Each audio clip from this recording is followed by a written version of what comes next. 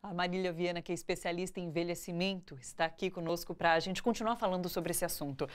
Seja bem-vinda, Marília. Obrigada. Marília, a gente estava aqui acompanhando a reportagem. Sim. E em toda a sociedade é isso. O idoso ele é relegado. Então, seja dentro de casa, fora de casa, pelo poder público. Sim. Essa é a situação hoje. É verdade.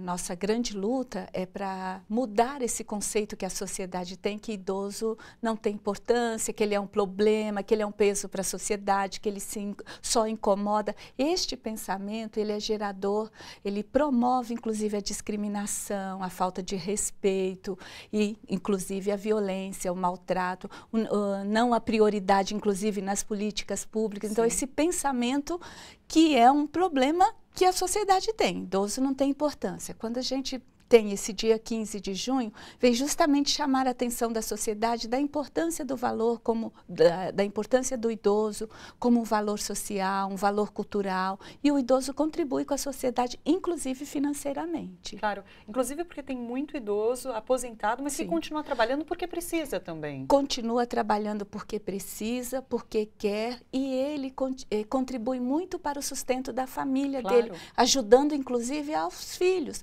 Nós temos um valor que o idoso tem que não se mede financeiramente, mas, por exemplo, aquele idoso que leva a criança para a escola, leva no médico, aquele idoso que ajuda a filha que não pode cuidar do filho porque trabalha fora. Isso é um valor social, isso é uma importância muito grande, que você não se mede financeiramente, mas em contribuição. Sim, e todos esses casos que a gente citou, de violência dentro, fora de casa, de poder público, são diversos tipos de violência às quais o idoso é submetido hoje em dia. É verdade, os idosos sofrem muitas violências. A principal dela é a doméstica, aquela que acontece dentro de casa. Sim. Que é feita por um membro da própria família. As pesquisas nos apontam que primeiro o filho, depois a filha, os netos, não é? A nora, o genro e inclusive agregados que moram com eles, né? São diversas formas. Eu vou destacar, por exemplo, a financeira, que é aquela onde alguém pega o patrimônio físico ou o cartão ou a espécie em dinheiro mesmo, o bem do idoso. E muitas vezes, principalmente vou citar, o empréstimo consignado, que a pessoa se enrola naquela dívida que não tem fim, acaba uma, faz outra, e isso traz um prejuízo muito grande. Uma outra forma de violência muito comum é a psicológica, aquela que se baseia principalmente no xingamento. Dizendo, você atrapalha a minha vida, você não serve para nada. Se eu não tivesse que cuidar de você, eu estaria numa outra condição. Isso é uma violência muito frequente. E o idoso precisa denunciar. O idoso precisa denunciar sem dúvida alguma, mas onde denunciar? Sim. Muitas vezes ele não sabe onde denunciar. E muitas vezes as denúncias não são ouvidas por quem deveria recebê-las. Qual é o lugar para denúncia? Bom, primeiro, as unidades de saúde devem ser um espaço privilegiado para denúncia. As instituições da assistência social, o CRAS, o CREAS. Sim. Nós temos o Disque Denúncia, o 100, Disque 100, que eu acho que tem sido uma contribuição muito grande nesse sentido. Claro. As delegacias são também local para... Sim. Até porque está previsto no Estatuto do Idoso que o maltrato, a violência ao idoso caracteriza-se como crime. Então, as delegacias deveriam receber essas denúncias. Nós temos pouquíssimas delegacias do idoso, que também é uma outra porta de denúncia. Claro. Nessas épocas de ódio, de degradação moral que a gente tem vivido, o idoso acaba sofrendo mais? Com certeza. Eu acho que os grupos mais vulneráveis sofrem mais, né? Claro. Então, o idoso, veja, um exemplo muito comum.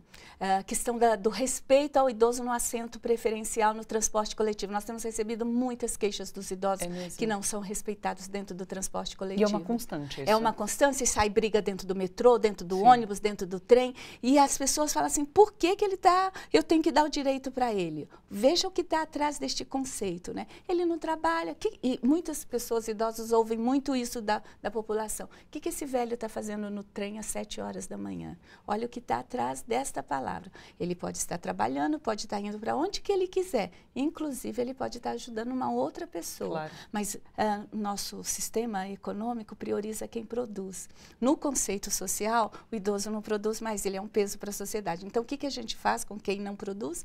Nós separamos, segregamos. Então, isso vai promovendo este pensamento generalizado em relação à velhice. Falando em relação a não só a economia, mas política também, agora a gente vive num período crítico. A gente tem, por exemplo, em vez de avanços em relação a direitos, a gente tem retrocessos, e um desses exemplos é essa reforma da Previdência. Infelizmente, eu acho que nós estamos num país que está numa crise gravíssima, inclusive numa crise democrática. Nós estamos numa crise de respeito aos direitos, a gente está retrocedendo muito. Me preocupa esta reforma da Previdência, acho que ela precisa ser muito amplamente discutida com a sociedade, porque o Brasil está envelhecendo, cada vez mais envelhecerá, e eu fico preocupada com os velhos do presente e dos velhos do futuro. Qual é o sistema de proteção que nós teremos para sustentar, para garantir os direitos dessas pessoas idosas que estarão cada vez mais presentes na vida social? Isso é um fator de discussão e nós precisamos acompanhar, participar deste processo. Eu acho que a sociedade tem um peso muito grande.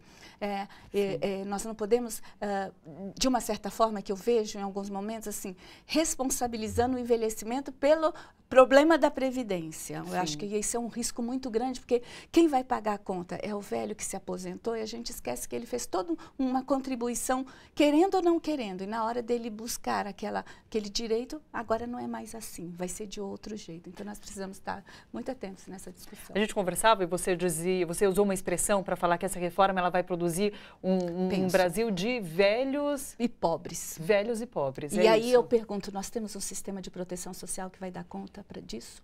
Eu acho que isso é um assunto muito sério, porque, veja, nós estamos agora para chegar a 2020 com 32 milhões de pessoas idosas, né? Esperamos que eles sejam aposentados. E hoje, já cerca de 60% dos idosos aposentados têm renda de até 2 salários mínimos. O que é muito pouco. O que é muito pouco. Então, esta é a minha preocupação para o futuro. A gente vai nivelar muito por baixo. Vai aumentar o número de idosos e diminuir essa renda. É a renda. A minha preocupação é a renda. E veja, nós acreditamos que teríamos condições de garantias e agora nós estamos nessa incerteza e vem um discurso assim, precisamos fazer, mas e as outras coisas que são necessárias? A que custo isso vai ser feito? Sim. Obrigada, Marília. Foi um prazer tê-la aqui no seu jornal. Obrigada. Volte sempre aqui. Muito obrigada.